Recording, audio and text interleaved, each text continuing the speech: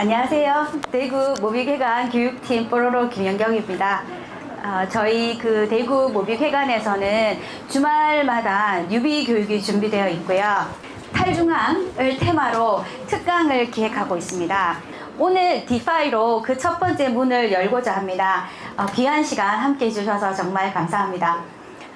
오늘 그 교육의 첫 번째 목표는 아까 세금 이야기를 하셨는데 그죠?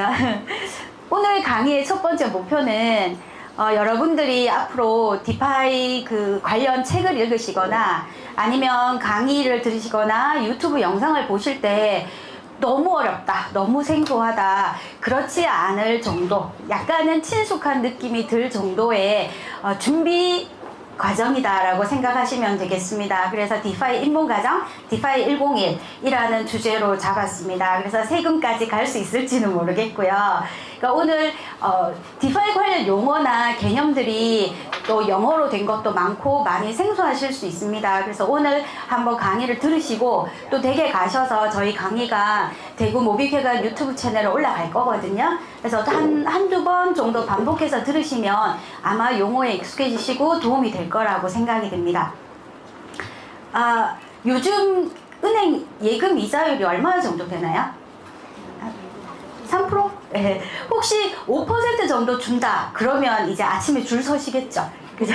근데 여러분들이 2020년에 컴파운드라는 디파이 플랫폼에 예치를 하시고 대출을 하셨으면 한 30%는 그냥 수익으로 가져가셨을 겁니다. 그리고 나는 레버리지를 좀 썼다, 70%, 80% 썼다 그러면 100%는 쉽게 가져가실 겁니다. 자, 이제 눈이 좀 반짝반짝 하시죠? 그래서 디파이에 대해서 관심이 좀 생기실 것 같습니다. 그러면 우선 디파이가 뭐냐, 그죠? 디파이에 대한 정의를 내려보고자 합니다. 아무래도 디파이의 핵심 플랫폼은 네트워크는 이더리움 네트워크예요. 그래서 우리는 이더리움 재단이 어떻게 디파이를 정의하는지 한번 먼저 보겠습니다. 같이 한번 읽어보실게요. 시작! 인터넷만 있으면 누구나 접근 가능한 열린 금융 제품과 서비스의 총칭. 딱 와닿으십니까? 아직 딱 와닿진 않지만 그런가? 이렇게 싶으시죠? 근데 이제 제가 이렇게 해서는 너무 좀 와닿지는 않는 것 같다. 그래서 조금 더 들어가서 금융이 무엇인가 부터 말씀을 드리겠습니다. 자, 금융이란 무엇일까요? 각자 한번 생각을 해보셨죠? 자, 금융이란? 같이 읽어보실게요. 시작! 잉여 자산을 시간과 공간을 넘어 분산 재배치하는 호모사피엔스의 놀라운 기술이다. 이렇게 멋진 정의는 이분이 하셔야죠. 그죠? 오태민 작가님이 하실 만한 내용이고요. 저는 금융이란 이렇게 말씀을 드리겠습니다. 돈을 빌려주고 투자하는 것, 이걸 금융이라고 말하고 시작을 하겠습니다. 그러면 돈을 빌려주니까 누구한테 빌려줘야 되고 누구로부터 빌려야 되고 그리고 어딘가에 투자를 해야겠죠. 근데 나는 한국 돈으로 빌려줄 거예요. 근데 받는 사람은 미국 돈으로 빌리고 싶어요. 그러면 누군가가 중간에서 뭔가를 해줘야겠죠. 그리고 투자를 하려고 하면 여기에 투자하면 좋아요 이렇게 정보를 알려주고 모아주는 사람도 있어야겠죠. 그리고 빌리는 사람, 빌려주는 사람이 만나는 장터 같은 플랫폼도 필요할 겁니다. 이렇게 누구에게, 어디에, 그리고 중재자, 정보 제공자, 플랫폼, 이 모든 걸 우리는 금융 생태계라고 말할 수 있습니다. 그러면 디파이로 한번 알아볼게요. 디파이란 이 금융의 정의를 그대로 빌리자면 암호화폐를 빌려주고 그리고 투자하는 것, 이걸 디파이라고 할 수 있을 겁니다. 그래서 아까 우리가 이더리움 재단의 정의랑 방금 본 이 간단한 내용을 합쳐서 어떻게 말씀을 드릴 수 있냐면 디파이란 블록체인을 기반으로 암호화폐를 빌려주고 투자하는 상품과 서비스를 디파이라고 할 수 있습니다. 그러면 디파이 생태계는 무엇인가? 첫 번째, 블록체인을 기반으로 라고 했죠. 그러면 현재 그 블록체인이 디파이 생태계의 아주 중요한 구성 요소라는 건데 지금 디파이 생태계의 가장 중요한 블록체인은 아직까지 어디일까요? 이더리움 네트워크입니다. 그래서 이더리움 같은, 그리고 바이낸스가 개발한 BNB 체인 같은, 솔라나, 아발란체, 폴리곤 같은 이런 많은 레이어 1의 네트워크들이 있고요. 여기서 솔라나를 제외하고는 모두가 이더리움과 호환이 됩니다.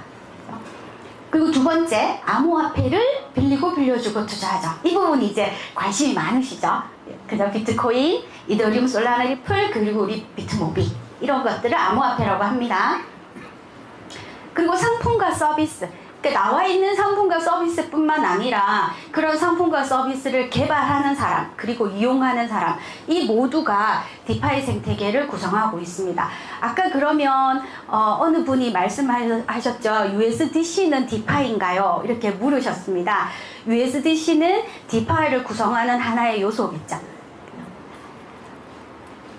이제는 디파이의 특징을 할 텐데요.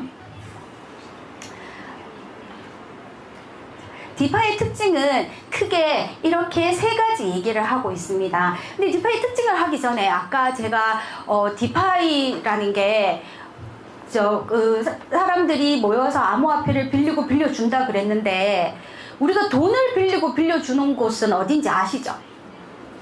은행 가면 되고 증권회사 가면 되고 됩니다. 그럼 우리 디파이를 하려면 어디에 가시면 됩니까? 신한은행 가면 됩니까?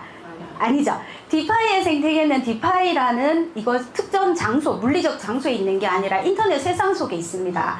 그리고 내가 얼마를 빌려줬어요. 이자를 얼마 받을 거예요. 그 약속은 어디에 있습니까? 종이에 적어서 가지고 있습니까? 아니죠. 그 약속은 블록체인 네트워크 위에 스마트 컨트랙트, 그러니까 프로그램 코드로 쓰여져 있는 거예요. 그래서 지금 내 눈에 보이냐? 그럼 지금 내 눈에 보이지는 않습니다. 디파이의 특징을 크게 세 가지라고 말을 하는데요. 탈중앙화, 비보관형, 오픈 액세스, 개방형 접근이에요.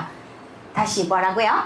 탈중앙화, 비보관형, 오픈 액세스. 자, 요거 하나씩 한번 볼게요. 디센트럴 탈중앙화, 이거는 중앙기관 없이 스마트 컨트랙트로 운영이 된다. 두 번째, 비보관형, 자산을 내가 가지고 있다. 은행이 내 예금 가지고 있지 않다. 이거예요. 그리고 오픈 액세스, 인터넷만 있으면 누구나 사용 가능하다. 내 주민등록증 없어도 대출 받을 수 있다. 이런 말입니다. 근데 이거 조금 내가 구체적으로 알고 싶다. 그러시면 뭘 보시면 되냐면 우리 모블을 보시면 됩니다. 혹시 여기 모블 에어드랍 받으신 분들 계신가요? 예, 그 모블을 에어드랍 받으신 분은 하고 딱 아실 겁니다.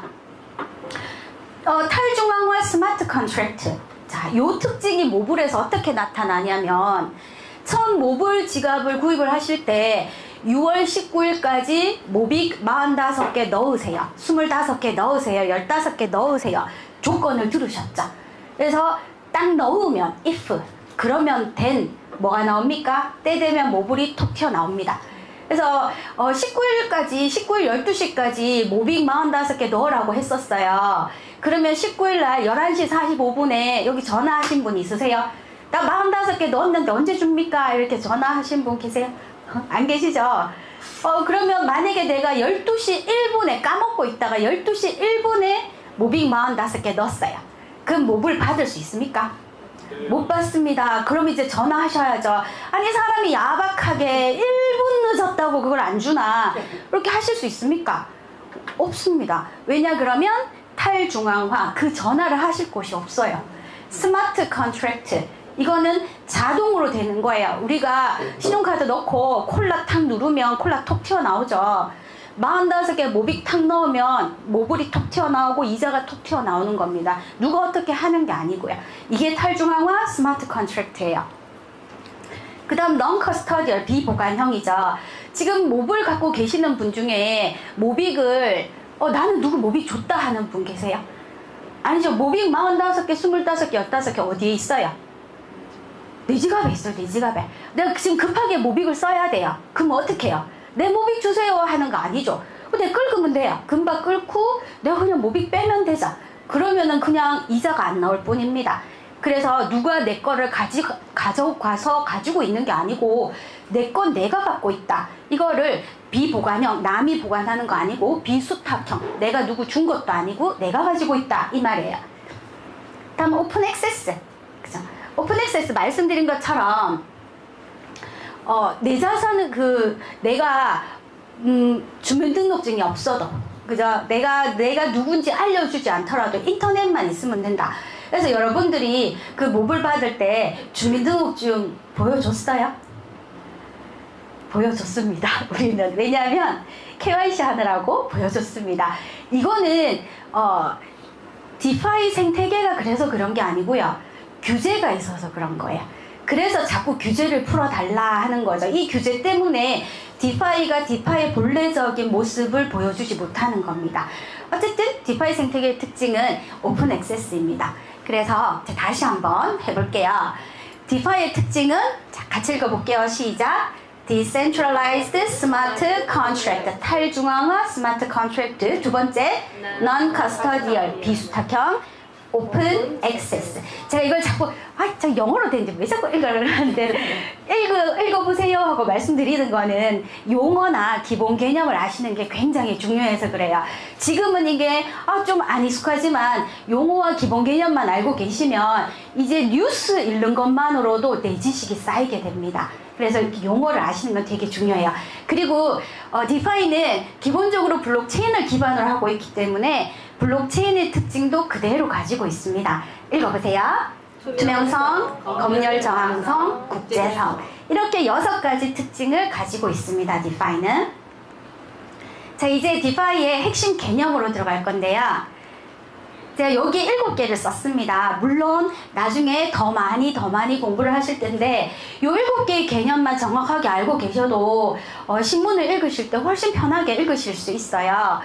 스마트 컨트랙트, DEX, AMM, 유동성 풀, 일드 파밍, 스테이블 코인, 디파이 대출 프로토콜, USDC는 스테이블 코인. 여기에 들어가 있습니다. 하나씩 살펴볼게요. 자, 스마트 컨트랙트 아까 잠깐 제가 말씀을 드렸는데요. 우리 은행 예금하는 거 한번 생각해보자. 한 1,000만 원 1년 이제 넣을 거예요. 예금 넣을 거예요. 그럼 어떻게 하셔야 돼요? 은행을 가셔야죠. 가셔서 번호표 뽑고 앉아서 상담을 해야죠.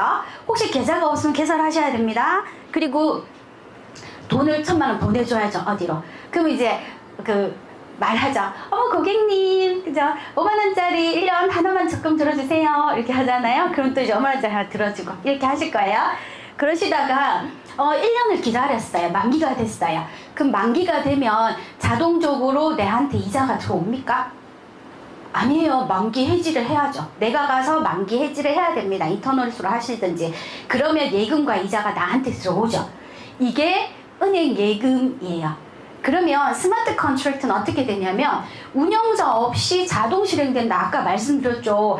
버튼 누르면 튀어나오는 거예요. 그래서 내 지갑에서 저쪽 지갑으로, 그죠? 송금, 전송만 하면 돼. 전송 통 누르면 그때부터 자동적으로 컴퓨터 전원 누르면 웽 돌잖아요.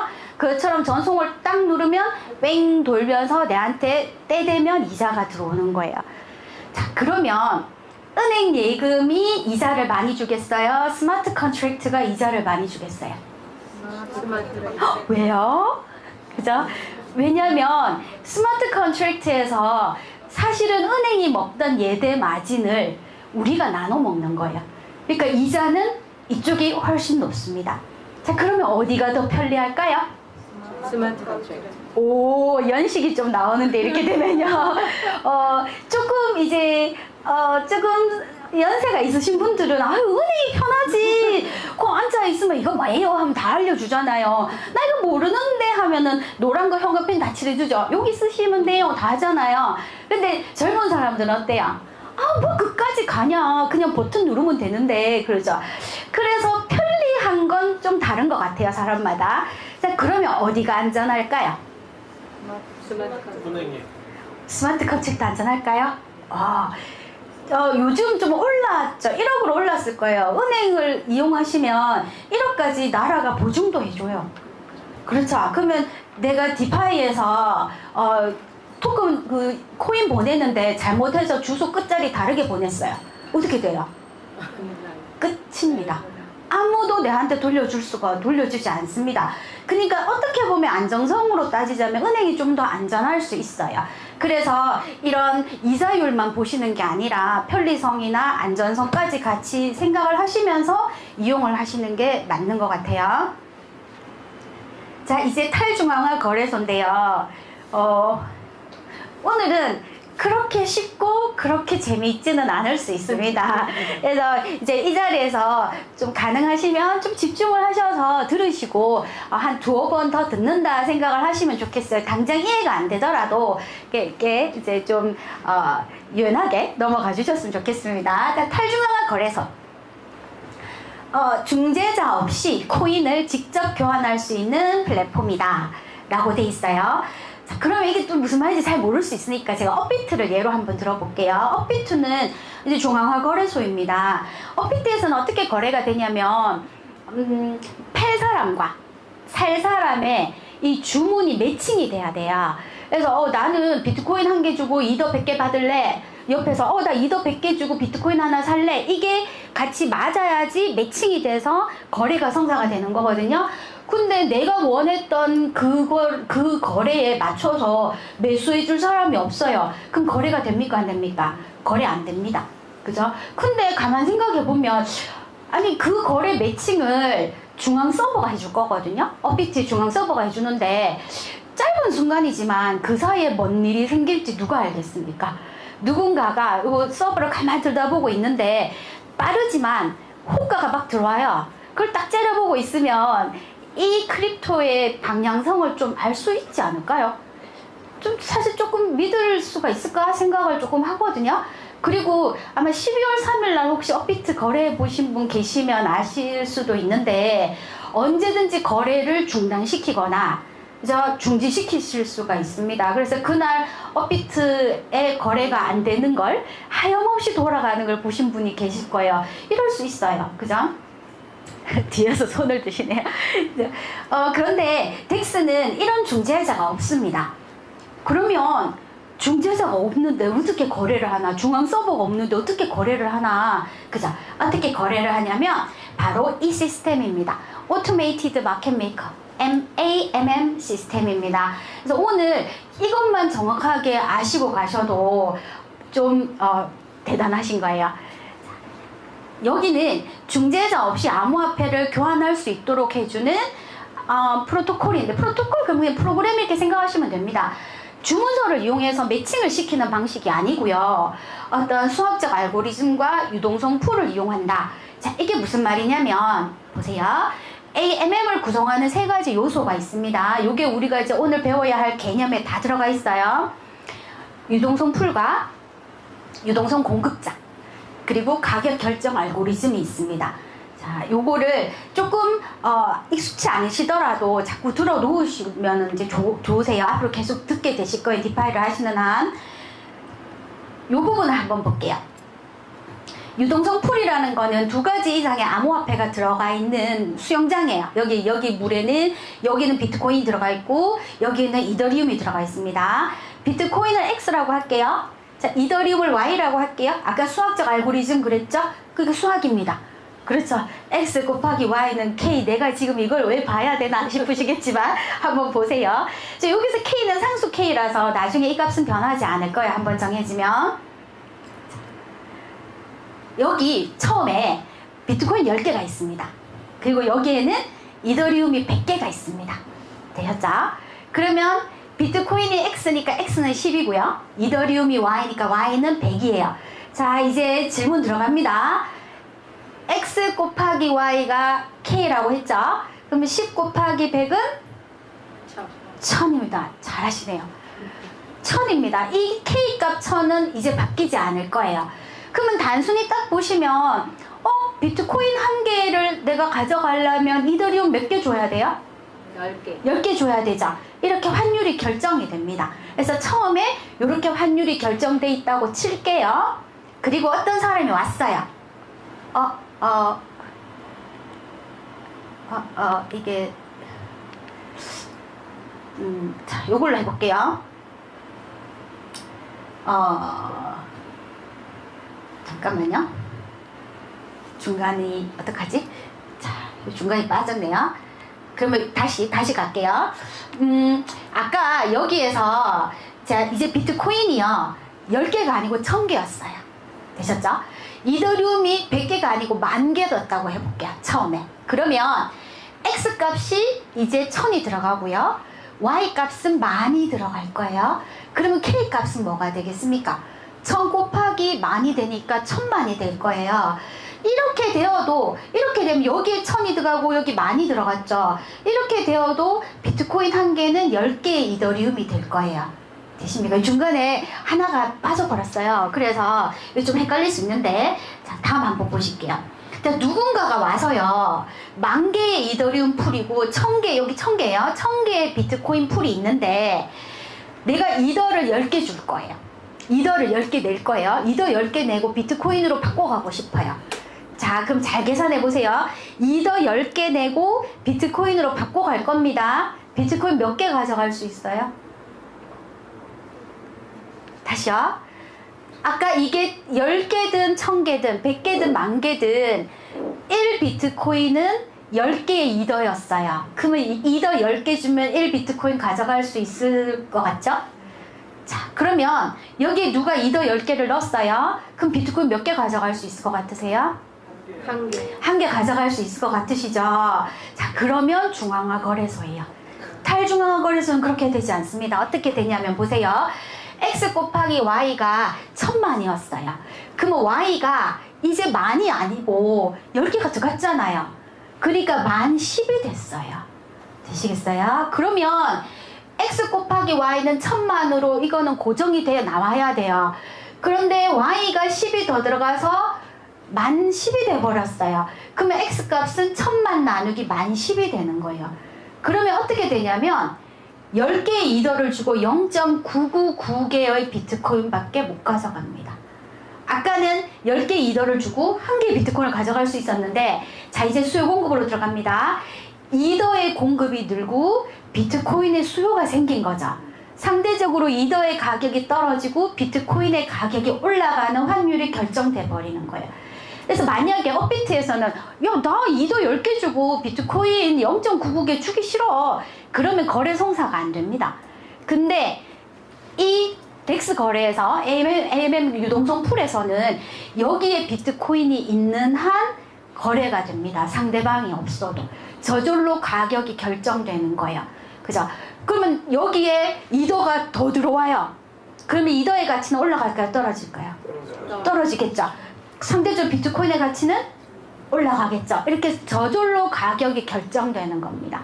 그러면 만약에 이 유동성 풀 안에 비트코인 10개만 있고 이더리움 100개밖에 없어요.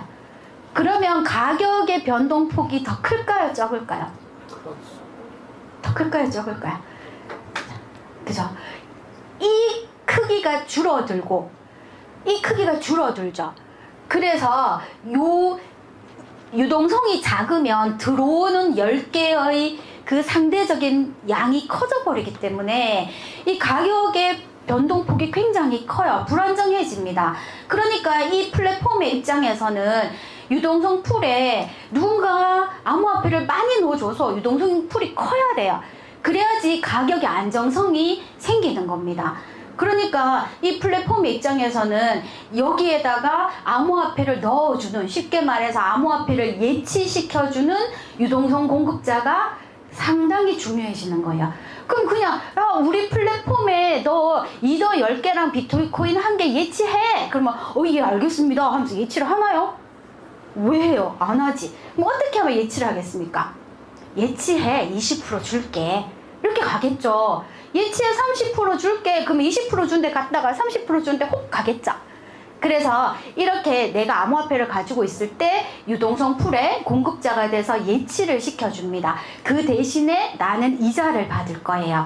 이거를 yield farming, 이자 농사라고 합니다. 되시겠습니까? 그래서 사용자가 암호화폐를 유동성 풀에 넣어주는 거예요. 그 대신에 이자를 받아요. 이거를 이자 농사라고 합니다. 자, 조금 이제 지겨우시죠? 오늘 내용이 용어랑 이런 거랑 조금 지겨울 수도 있습니다. 자, 우리나라에 지금 나 디파이 좀 한다 하는 회사가 좀 많겠죠? 네, 좀 많습니다. 나 디파이 좀 한다 하는 회사들은 다 어떤 회사들이냐면 거의 대부분이 돈 모으는 회사들이에요. 한 10명 모아놓고 1억씩 땡겨요. 그러면 이제 10억 되잖아요? 그러니까 이더리움하고 비트코인 사요. 그리고 저런 데다가 덱스 가서 유동성 풀에 넣어요. 그럼 한 15%, 20% 줍니다. 그럼 나 1%씩 나눠줘요. 한 10% 주고 나는 앉은 자리에서 5%, 10% 먹는 거예요. 챙겨요. 이렇게 유동성 공급자가 되는 이런 업자들이 굉장히 많습니다. 그런데 이제 우리 디파이 서비스하는 회사라고 이렇게 말하죠.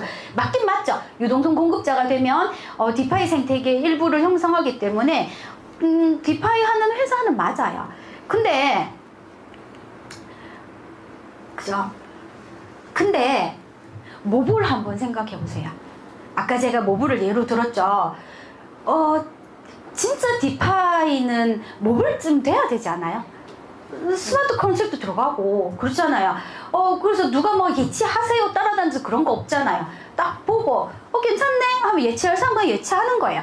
예치하면 스마트 컨트랙트에서 때 되면 알아서 뭐 이자 나오고 알아서 다 합니다. 나 예치하기 싫어. 그러면 끌고서 빼요. 그러면 알아서 이자 안 나옵니다. 그렇죠. 이 정도 스마트 컨트랙트는 구현돼야 그래도 디파이라고 할 수 있지. 라는 생각을 저는 좀 해요. 그죠?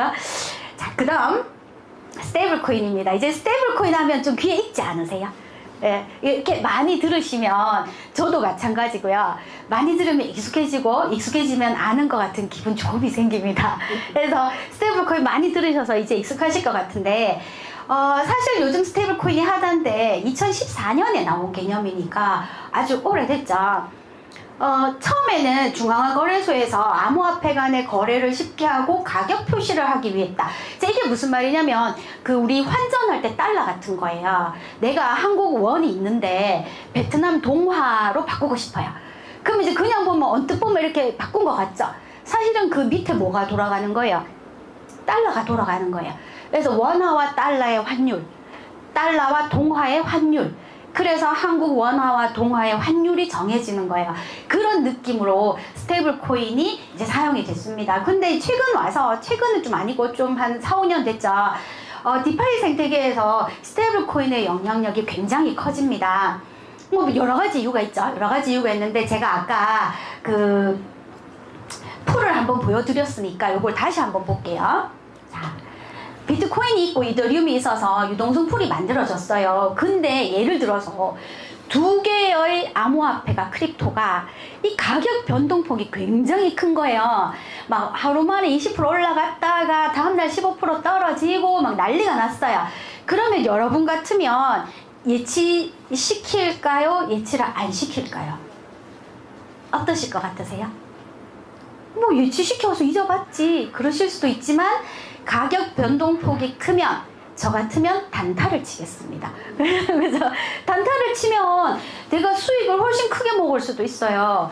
그래서 무슨 일이 생기냐면 유동성 풀의 유동성이 마르기 시작하는 거예요. 그러면 이 플랫폼은 자기들이 사업을 해야 되는 이 돈이 없는 거예요. 쉽게 말하면. 그래서 유동성 디파이 플랫폼의 경우에는 유동성 확보하는 게 너무 중요한데 암호화폐가 둘 다 이렇게 가격 변동폭이 크면 문제가 될 수 있거든요. 근데 만약에 스테이블 코인이라고 생각해 보세요. 스테이블 코인은 가격이 스테이블하죠. 그래서 이거를 단타 매매로 수익을 얻기가 어렵습니다. 그러느니 차라리 예치시켜 놓고 이자를 받는 게 낫겠죠. 그래서 유동성 공급이라는 측면에서 굉장히 중요한 요소가 됩니다. 자, 이제 디파이 대출 프로토콜에 대해서 이제 말씀을 드릴게요. 조금 힘드시더라도 이렇게 들으면 디파이 대출 프로토콜 속으로 디파이 대출 프로토콜 한 서너 번 이제 스스로 말씀을 해보세요. 그러면 귀에 익숙해지십니다. 은행 없이도 암호화폐를 담보로 맡기고 다른 암호화폐를 빌릴 수 있게 해주는 탈중앙화 시스템이다. 마찬가지 이제 이치라시 맡기고 이렇게 가면 되는데요. 최근에 혹시 보셨습니까? 모비커스 주식회사에서 대부업 등록을 했는데, 여기 잠깐 한번 보시면, 은행에서 담보대출하는 과정을 한번 생각해 보세요. 내가 이제 은행 가서 주택담보대출 할 거예요. 그러면 어떻게 하셔야 됩니까? 그래서 은행 찾아가셔야 되죠? 찾아가셔서 계좌 없으면 계좌 개설하고요. 상담을 하셔야 됩니다. 그리고 이제 담보를 제공해야 되죠. 그럼 은행에서는 그 담보를 평가합니다. 그래서 얼마를 빌려줄지 아니면 이자는 얼마를 책정할지 이렇게 해서 이자율과 대출액이 설정이 됩니다. 근데 만약에 예를 들어서 제가 아파트 1억짜리예요. 1억짜리 아파트를 담보를 했어요. 그럼 은행에서 나한테는 얼마 빌려줍니까? 요즘 얼마 정도 빌려줘요? 한 6천쯤 빌려주나요? 6천 정도 빌렸어요. 6천을 빌렸으니까 우리 집 아파트 근저당도 6천이 잡혀있나요? 근저당은 여기 전부 다 현금 주고 아파트 사셨나요? 잘 모르시네. 그죠? 보통 그 근저당은 한 얼마 정도 설정이 돼요? 예, 120%, 130% 설정됩니다. 그래서 1억짜리 아파트 담보로 6천만 원을 빌렸는데 실제 근저당은 7,500, 8천이 설정돼 있어요. 이런 억울한 게 그죠? 왜 은행은 그렇게 할 수 있어요? 왜냐 그러면 내가 만약에 돈을 안 갚아요. 그럼 은행은 소송해야 되죠. 그럼 소송 비용도 들죠. 그리고 내가 이자를 안 내요. 그럼 연체 이자도 물어야 되잖아요. 6천에 딱 맞춰놓으면 자기들이 손해볼 수 있죠. 그래서 7,500, 8천 이렇게 잡는 거예요. 그럼 암호화폐는 아파트에 비해서 가격 변동성이 훨씬 크죠. 그러니까 이 갭도 훨씬 클 거예요. 그래서 이제 암호화폐, 디파이에서는 암호화폐를 담보로 맡기고 대출 받을 때 같이 한번 읽어보실게요. 과담보대출. 한 번만 더요. 과담보대출. 예, 담보를 과하게 잡습니다. 그래서 이더리움 같은 경우에 최소 150% 이상이에요. 그래서 내가 150개의 이더를 담보로 잡히면 100개 정도의 비트코인밖에 못 빌려요. 이것도 아주 잘 쳐주면 그렇습니다. 이더가 그럴진데 다른 건 어떨지. 그죠? 그래서 우리 이제 관련돼서 우리가 모빅 같은 경우에도 이런 서비스가 나오지 않을까 그런 생각이 들어요. 이제는 디파이 서비스 종류에 대해서 알아볼 건데요. 지금 5개의 디파이 서비스가 나와 있고요. 요거는 사실 조금 다른 개념이에요. 요 4개를 볼 건데 디파이 서비스가 뭐지? 이게 뭐냐 그러면 실제 어떤 상품이 있는가? 다시 말하면 내가 디파이 가서 어떻게 돈을 벌까예요. 지금부터가 중요합니다. 돈 버는 거예요. 이제부터. 자, 첫 번째 암호화폐 예치와 대출 부분입니다. 아까 말씀드린 것처럼 스테이블 코인처럼 변동성이 되게 적은 암호화폐예요. 그럼 내가 이거를 매매 차익을 볼 수 없잖아요. 그러니까 유동성을 제공하고 예치를 시켜놓고 이자를 받아요. 이자 농사를 하는 거죠. 근데 내가 지금 이더리움을 가지고 있는데 이더리움은 장기 상승할 것 같아요. 나중에 되게 막 1,000만 원, 막 2,000만 원 갈 것 같아요. 근데 내가 지금 급전이 필요하네? 그러면 지금 이더 팔기는 너무 억울하잖아요. 이럴 때는 어떻게 하면 됩니까? 이거 팔지 않고 맡기고 대출하면 돼요. 모빅도 마찬가지예요. 나 지금 급전이 필요한데 모빅 올라갈 것 같은데 그러면 팔기 너무 아깝죠. 그러면 담보 잡히고 받아갈 수 있는 방법이 이제 생기지 않았나 최근에 그죠? 예, 등록을 했으니까 이게 좋은 전략일 수 있을 것 같습니다. 다음은 이제 자산 토큰화예요. 자산 토큰화. 요즘 최근에 그 작가님께서 그 라방 하실 때인가 어디 글 올렸었는데 토큰나이제이션에 올리셨던데 부동산 채권 이런 전통적 자산 Real World Asset RWS 이제 RWA 신문에 되게 많이 나오고 있습니다. 그죠? 이런 것들을 블록체인 기반의 토큰으로 디지털화한다. 뭐 이렇게 돼 있어요. 요거는 조금 이제 자세히 보시면 첫 번째 미국채를 기반 자산으로 하는 토큰이 있어요. 대표적인 토큰이 블랙홀의 비들이 S비들입니다. 우리가 만약에 개인이 내가 미국채 투자를 좀 하고 싶어요. 그럼 얼마 있으면 투자할 수 있어요? 그죠? 직접 투자는 미국채 같으면 5천만 원이에요. 5천만 원 있어야 미국채 투자합니다. 아니면 한 1억 정도 가지고 사모펀드 들면 돼요. 뭐 아니면 ETF 같은 거는 좀 그죠? 개인이 할 수도 있죠. 근데 비들 같은 경우에는 굉장히 적은 금액으로 쉽게 손쉽게 디파이에서 토큰을 사는 방식으로 이제 하실 수가 있습니다. 그리고 두 번째는요. 부동산을 기반으로 하는 이제 토큰이에요. 리얼티 그리고 프로피의 소유권 NFT인데 이건 뭐냐 그러면 리얼티 같은 경우에는 강남의 빌딩 하나를 쪼개서 이제 토크나이제이션 하는 그 강남 빌딩이 뭐 한 달에 1억이 임대료가 나와요. 그러면 그거를 토크나해서 100명한테 파는 거예요. 그럼 나는 한 달에 얼마를 벌 수 있어요? 100만 원씩 벌 수 있게 되는 거예요. 임대 수익을 받는 거고요.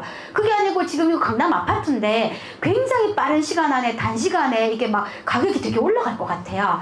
이럴 때는 소유권 NFT를 구매하시면 됩니다. 그래서 그 차액만큼을 n분의 1로 나눌 수 있는 거예요. 이렇게 부동산을 기반으로 해서 토큰화되어 있는 상품도 있고요. 그리고 암호화폐를 기반 자산으로 하는 상품도 있습니다. 대표적인 게 WBTC예요.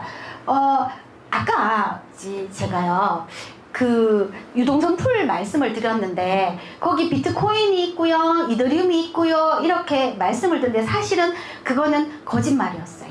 사실은 왜냐 그러면 스마트 컨트랙트 비트코인은 스마트 컨트랙트가 좀 어렵습니다. 비트코인 네트워크는 그러니까 아까 그고요.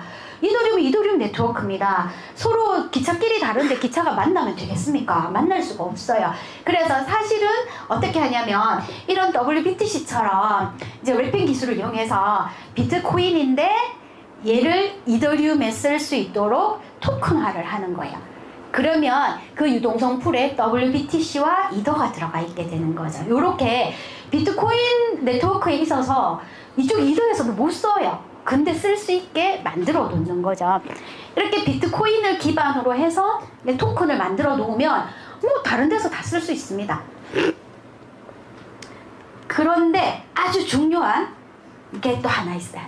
자, 춘심의 SBMB가 있습니다. 이게 이제 스테이블 비트 모빅이에요. 그래서 요게 이제 아마 나온 거 한번 보셨죠? 톡방에서 SBMB 보셨을 거예요. 마찬가지로 모빅 같은 경우에는 우리는 비트코인 계열의 네트워크잖아요. 그래서 모빅은 모빅 네트워크에 있는 거예요. 그래서 이 이더리움 기반의 디파이 생태계의 그 많은 상품과 서비스를 사실 모빅은 이용을 할 수가 없습니다. 그런데 우리 모빅이 이런 디파이 상품과 서비스로 확장할 수 있는 게이트웨이가 되는 게 바로 SBMB예요. 그래서 조만간 아마도 조만간 토요일에 춘심 분들이 오셔서 콘솔과 정액권과 SBMB에 대해서 설명을 해주실 건데요. 제가 알기로는 이분들 이상의 디파이 전문가가 없습니다. 기회가 되신다면 반드시 오셔서 강의 들으시고 질문을 해보세요. 최고의 전문가들이라고 생각을 합니다. 근데 이제 한번 이제 여기서 잠깐 쉬어가는 의미로요. 그러면 이렇게 뭐 부동산, 뭐 국채 이런 것만 가지고 토큰화를 할 수 있을까? 한번 생각해 보세요. 제가요 이제 앨범을 낼 가수예요. 이제 새싹이에요. 그런데 내가 앨범을 낼 건데 활동을 하면서 내 인기가 되게 올라가는 거예요. 인기가 막 올라가서 앨범도 되게 많이 팔리고 막 공연이 100만 명씩 이렇게 들어가요. 그러면 내 인기가 올라가서 이 늘어난 이 수익을 누가 가장 많이 가져가요? 누가 가장 많이 가져갈 것 같으세요? 그치, 기획사일 거예요 아마. 그래서 그런 말씀 들어보셨을 거예요. 걸그룹이 정산 받는데 7년 걸렸다. 물론 기획사가 뭐 많은 일을 했겠죠. 근데 그렇게 무릎이 부서져라 춤추고 노래 불렀는데 7년 동안 돈 한 푼 안 주는 거예요. 말이 됩니까 그게? 그래서 내 생각에 너무 억울할 것 같아. 그래서 저는 어떻게 할 거냐면 앨범이나 공연은 그냥 용역 계약만 할 거예요. 그리고 앨범 막 뭐 만장 이렇게 안 팔 거예요. 한 1000장만 팔고 공연을 100만 명 오면 내가 춤을 얼마나 춰야 되겠습니까? 힘들어서 하기 싫어. 근데 공연 10,000명만 할 거야. 대신에 제가 토큰을 발행하는 거예요. 내 토큰을 발행하고 내 토큰을 10개를 가진 사람만 내 앨범을 살 수 있게 하는 거예요. 아니면 내 토큰을 100개를 가진 사람만 내 공연에 올 수 있게 해요. 그러면 무슨 일이 벌어질 것 같으세요? 그러면 내 토큰이 어떻게 될까요? 가격을 갖겠죠. 내 토큰은 가격을 가질 겁니다. 그러면 내가 발행했으니 누가 토큰을 제일 많이 갖고 있습니까? 내가 가장 많이 갖고 있습니다. 그러니까 나의 인기가 올라가서 생긴 수익의 그 부분을 기획사가 갖고 가는 게 아니라 내 자산의 증가분으로 내가 온전히 가질 수 있습니다. 물론 이렇게 하면 아니 그게 법이 말이야 이런 게 아니고요. 한번 상상을 해보자는 거예요. 그러면 나의 공연 자산이라는 무형의 가치가 토크나이제이션을 통해서 온전히 내게 될 수가 있지 않겠습니까? 최근에 경험하셨죠? 이런 경험. 최근에 이런 비슷한 일이 우리한테도 일어나지 않았습니까? 모태가 테스트 코인으로 탄생했잖아요. 그냥 사지 마세요. 앱에 들어가면 적혀있죠. 공짜로 나눠줍니다. 그래서 모태가 0입니까? 아니었죠. 어떤 계기로 모태가 가격을 가지게 됐습니다. 그죠? 그래서 제가 뽀로로 토큰을 발행했습니다. 보이세요? 뽀로로 토큰을 100만 개를 발행했습니다. 그래서 제가 여러분들이 저를 너무 좋아하는 거예요. 제 강의를. 그래서 제 강의를 한다고 하니까 막 줄을 서시는 거예요. 그래서 제가 생각을 했죠. 뽀로로 토큰 10개를 가진 사람만 제 강의를 들을 수 있습니다. 이렇게 해요. 그러면 제 뽀로로 토큰 어떻게 될까요? 가격을 가집니다. 그러면 저는 몇 개를 가지고 있습니까? 100만 개를 가지고 있습니다. 그럼 제 인생에 무슨 일이 일어날까요? 이제 은퇴각입니다. 그죠? 그렇게 하면 저는 사회에서 영영 은퇴를 해야겠죠. 지금 이더리움 기반의 EVM 종이 지갑을 만들고자 하는 시도가 있습니다. 우리 생태계에서. 그죠? 뭐 1군의 사람들이 재밌겠다 이러면서 만들려고 해요. 그래서 만약에 EVM 지갑이 나온다면 거기에 뽀로로 토큰도 넣어드리겠습니다. 그죠? 저희가 대구 모비기관에서 탈중앙을 테마로 계속 특강을 기획하고 있다고 말씀을 드렸잖아요. 그 메타마스크 지갑 앱도 사용을 하셔야 되고 하실 텐데 그럴 때 테스트 토큰이 있으면 좋겠다 싶어서 발행한 거지 제가 이걸 털어모으려고 발행한 건 아닙니다. 자.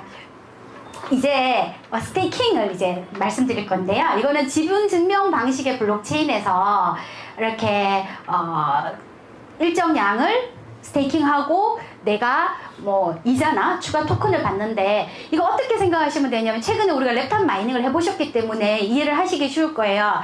POW 방식, 비트코인 방식에서는 채굴을 어떻게 해요? 내 돈 주고 컴퓨터 사죠. 노트북 있어야 돼요. 그리고 전기세 내죠. 그리고 얘가 뭐 합니까? 막 계속 돌아갑니다. 막 계속 돌아가요. 그러다가 재수 좋으면 2,000개 받죠. 이렇게 보상을 받습니다. 그럼 POW 방식의 채굴이에요. 그러면 스테이킹은 어떤 의미에서는 지분 증명 방식의 채굴이라고 생각하시면 돼요. 내가 이더 100개를 줘요. 그리고 뭔가를 막 합니다. 그러다가 보면 내한테 이더가 보상으로 주어지는 거예요. 이게 스테이킹 서비스고요. 근데 사실 넓은 의미에서는요, 디파이 예치 상품도 전부 스테이킹 서비스라고 할 수 있습니다. 광의의 의미에서는. 그래서 우리 모빅 정액권과 콘솔도 뭐가 되는 거예요? 스테이킹 서비스가 되는 거예요. 그러니까 우리 정액권 같은 경우에 백모 했어요. 그러면 이제 저절로 6개월 후가 되면 이모가 나오죠, 이자로.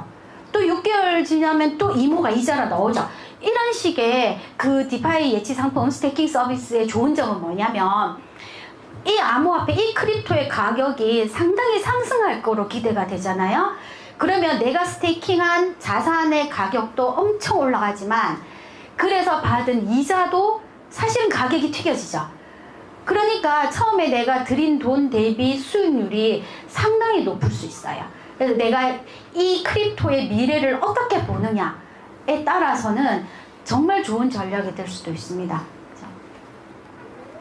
그리고 이제 덱스 거래인데요. 덱스 거래는 스마트 컨트랙트 운영되는 암호화폐 거래소. 그러니까 아까 보신 것처럼 업비트와 반대되는 이제 좀 다른 그런 개념이죠. 지금만 있으면 토큰 교환이 가능한데 사실은 디파이 거래의 게이트웨이, 그러니까 디파이 거래로 내가 가고 싶다. 난 디파이 거래를 하고 싶다. 라고 했을 때 제일 먼저 해야 되는 게 뭐예요? 제일 먼저 해야 되는 게 지갑을 사용하실 줄 아는 겁니다. 그죠? 우리가 모빅 거래를 할 때 모빅 월렛이나 GNC 모빅 지갑 앱 설치하셔야 되잖아요. 그 디파이 거래하실 때도 메타마스크 같은 지갑을 이제 사용하실 수 있으셔야 됩니다. 그런데 우리 여기 계시면 뭐 지갑 앱 정도야 뭐 그죠? 잘 쓰실 수 있겠죠. 그래서 덱스 거래는 우리 요 다음 세션에서 우리 상우님이 아주 자세히 말씀해 주실 거라서 제가 여기서 넘어가겠습니다. 그 다음 머니레고 설정을 제가 잘못 썼네요. 맞나? 머니레고예요. 머니레고는 사실은 이거는 서비스는 아니에요. 서비스는 아니고 본질적인 가능성을 보여주는 정말 중요한 개념이에요. 그래서 개념편에서 해야 되는데 제가 이제 여러 가지 이유로 여기에다 넣었습니다. 레고가 어떤 거예요? 레고 아시죠? 애들 뭐 남학생들 레고 뭐 난리 나잖아요. 레고는 이미 만들어진 블록들이 있는데 이 블록들을 조립을 해서 뭐 배도 만들고 비행기도 만들고 막 만들 수 있죠. 디파이는요, 이미 만들어진 디파이 서비스를 레고 블록처럼 가지고 와서 조합해서 다양한 상품과 서비스를 정말 빠르게 쉽게 만들 수 있습니다. 자, 예시를 한번 보실게요. 여기 이제 제가 네이버에 들어가서 뉴스를 하나 이제 캡처한 거예요. 여기 뉴스 제목 보시면 뭐라고 돼 있냐면 오아시스에 인수된 팀원 11일 공식 영업 재개, 이걸 제목으로 한 뉴스예요. 이 네이버에서 제가 검색한 거예요. 근데 보이시기에는 이게 하나의 문서처럼 보이시죠? 근데 이 진짜 모습은 뭘까요? 매트릭스를 기억하세요. 진짜 모습은 사실 진짜는 아니지만 요렇게 생겼습니다. 조금 확대해 볼게요. 이렇게 생겼습니다. 우리가 본 건 문서지만 이 뒤는 어떻게 돌아가고 있냐면 HTML 코드가 돌아가고 있어요. 이 코드를 컴파일 시키면 아까 그 문서가 나오는 거예요. 근데 제가 뉴스를 보면서 이 문서가 너무 마음에 드는 거예요. 그래서 요런 폼으로 내가 문서를 하나 만들고 싶어요. 그러면 이제 어떻게 하셔야 됩니까? 자를 가져와서 재야죠. 폰트는 15고 그죠? 글자체는 고딕 체고 하면서 이제 재갖고 그렇게 만드셔야 될까요? 그죠? 아닙니다. 어떻게 하시면 되냐면 복붙을 하십니다.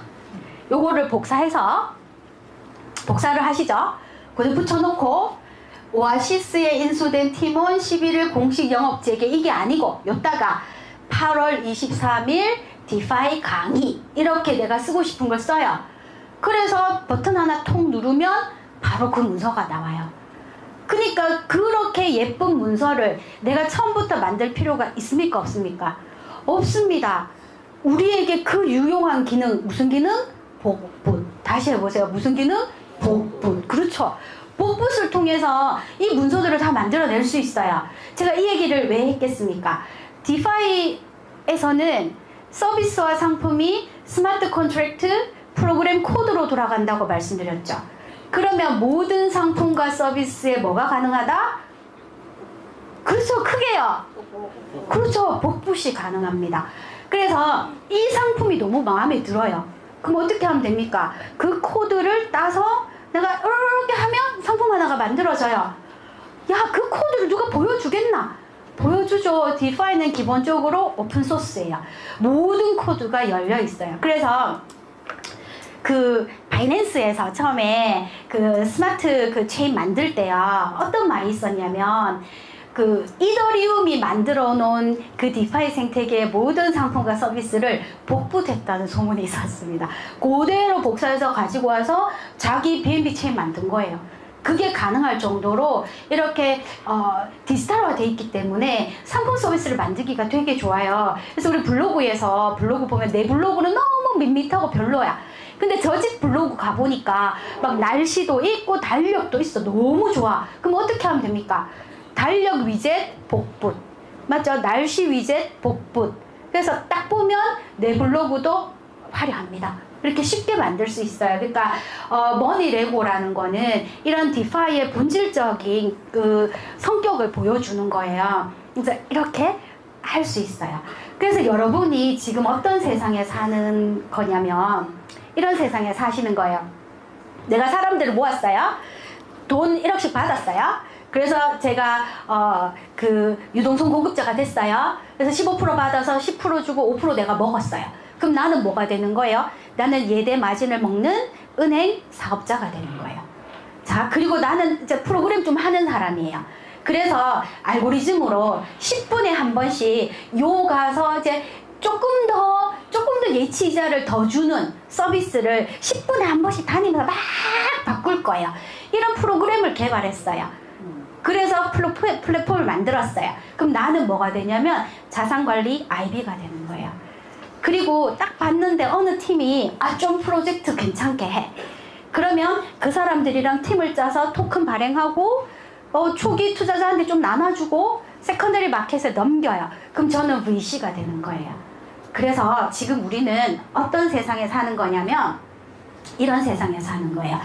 은행에 예금하던 시대에서 뭐 3%, 4% 나는 싫다. 7%, 9% 배당 받아야겠다. 그래서 뭐 하셨어요? 은행주에 투자하셨죠. 근데 이제는 우리가 은행이 될 수가 있는 이런 시대가 된 겁니다.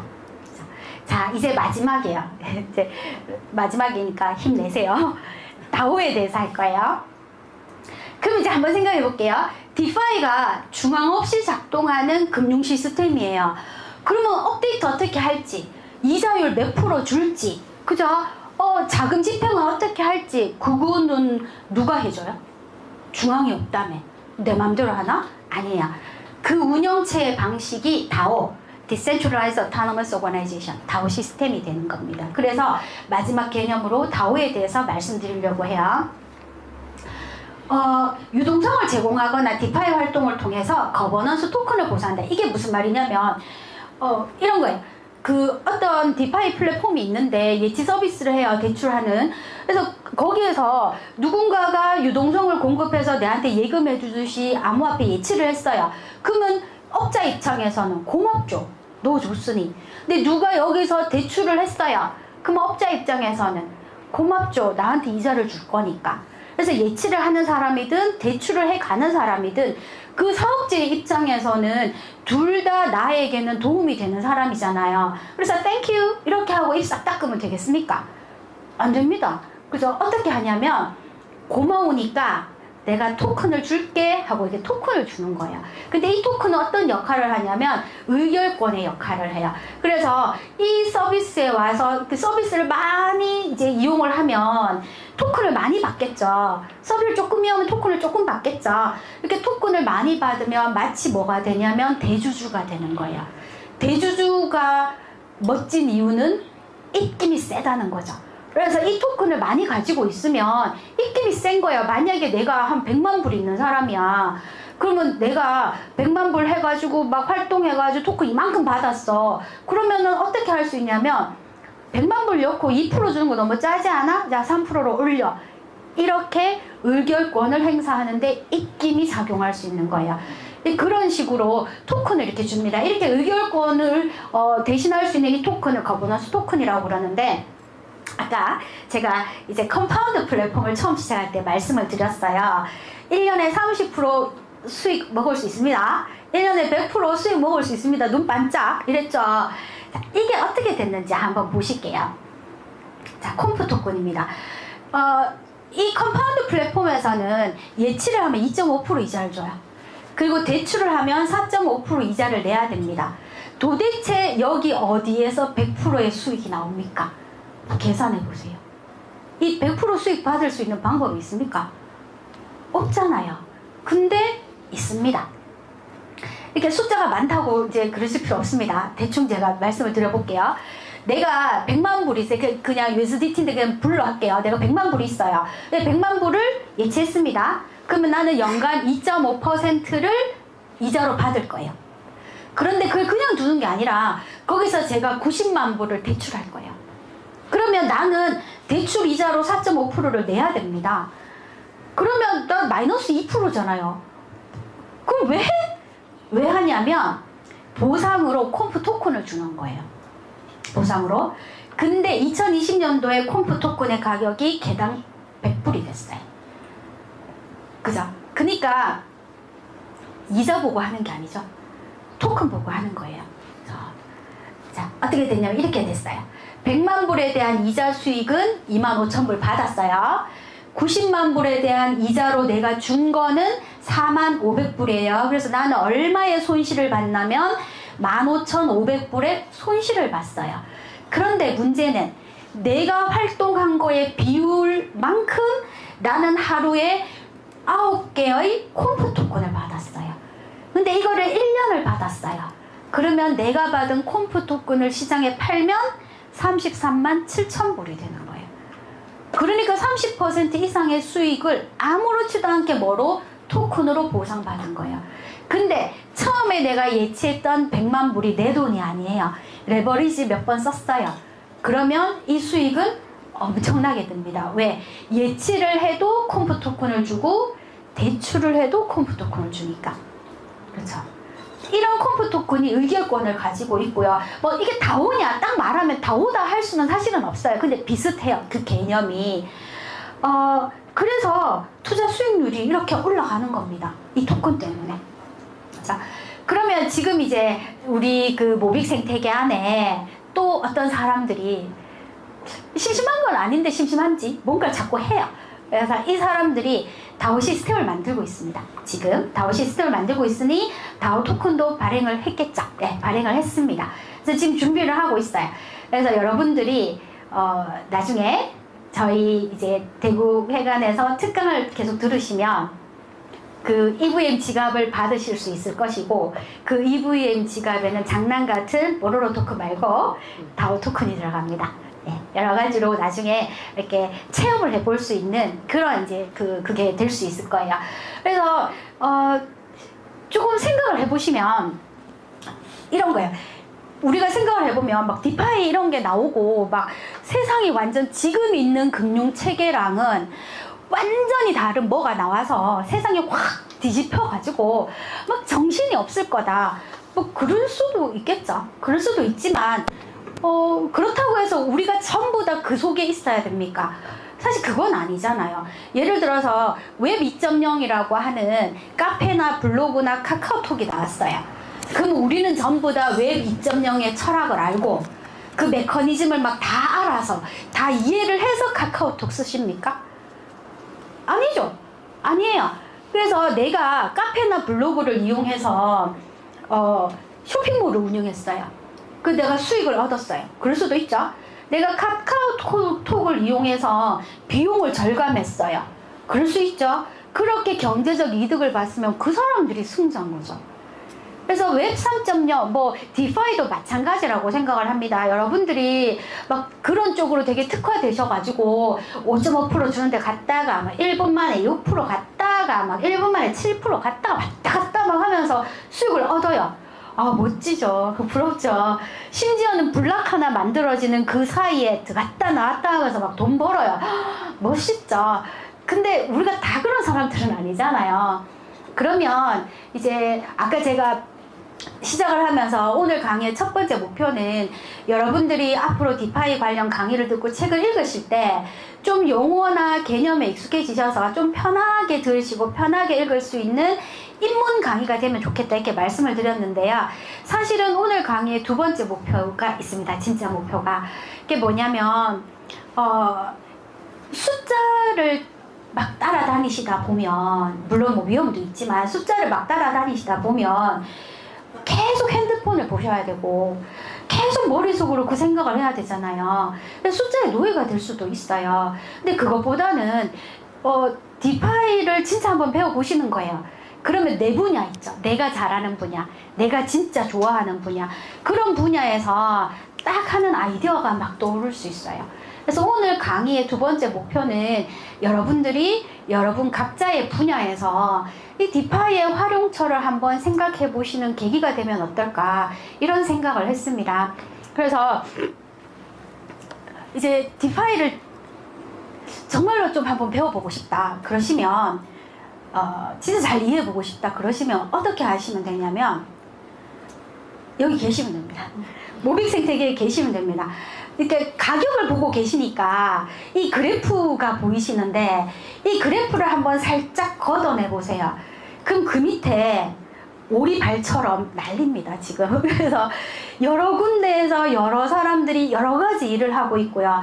지금 당장 아시는 것만 해도 모블, 콘솔, 정액권, SBMB, NFT, 지금 다른 어떤 생태계에서 NFT 이렇게 활용하는 거 보신 적 있으세요? 없습니다.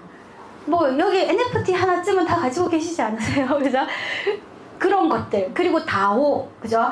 그리고 지금 모테코인 그 테스트용 모테코인 있잖아요. 그거랑 수합할 수 있는 코인들, 브릿지 코인들 굉장히 많은 시도들이 이루어지고 있습니다.